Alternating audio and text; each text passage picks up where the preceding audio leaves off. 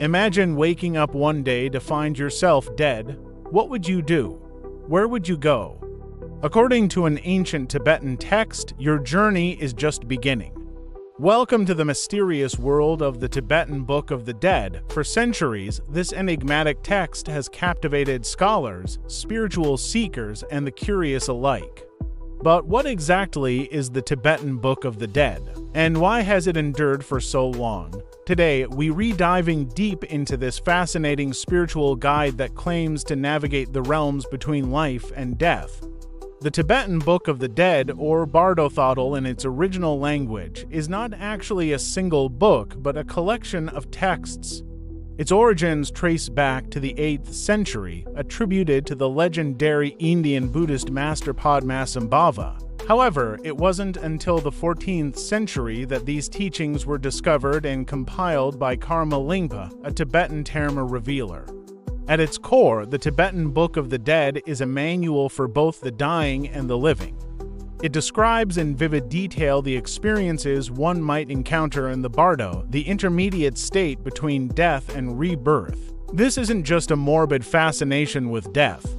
It's a profound exploration of consciousness and the nature of reality itself.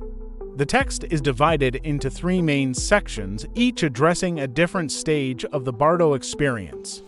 The first part, known as the Chikai Bardo, deals with the moment of death itself. It describes the dissolution of the physical elements and the appearance of the clear light of reality. This is considered a crucial moment where one has the opportunity to achieve liberation from the cycle of rebirth. If liberation isn't achieved, the soul moves into the Chanyad Bardo, a dreamlike state filled with both peaceful and wrathful deities. These aren't external gods, but rather manifestations of one's own mind.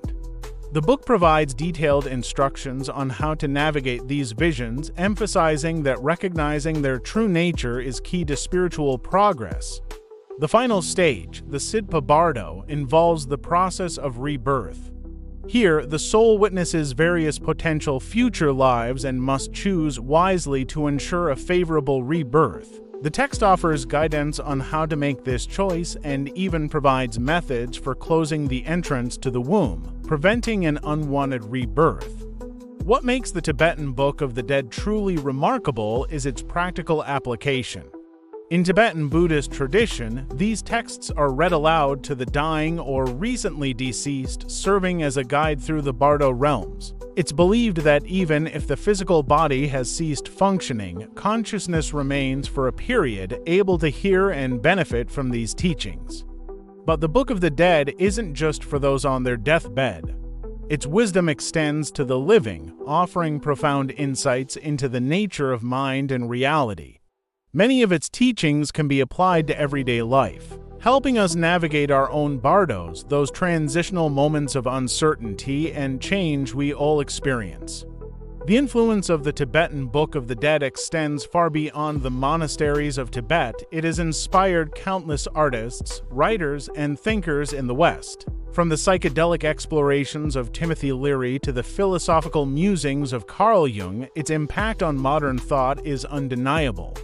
In recent years, there's been a renewed interest in the Tibetan Book of the Dead, with many seeking its wisdom in our increasingly uncertain world.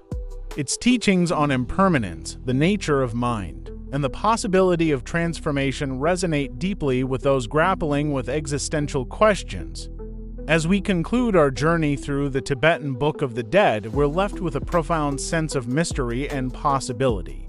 Whether you view it as a literal guide to the afterlife or a metaphorical exploration of consciousness, its enduring power is undeniable. In a world obsessed with life, perhaps this ancient text on death holds the key to truly living. So, the next time you find yourself in a moment of transition or uncertainty, remember the wisdom of the Tibetan Book of the Dead. Who knows? You might just discover that the boundaries between life and death, reality and illusion, are far more fluid than you ever imagined.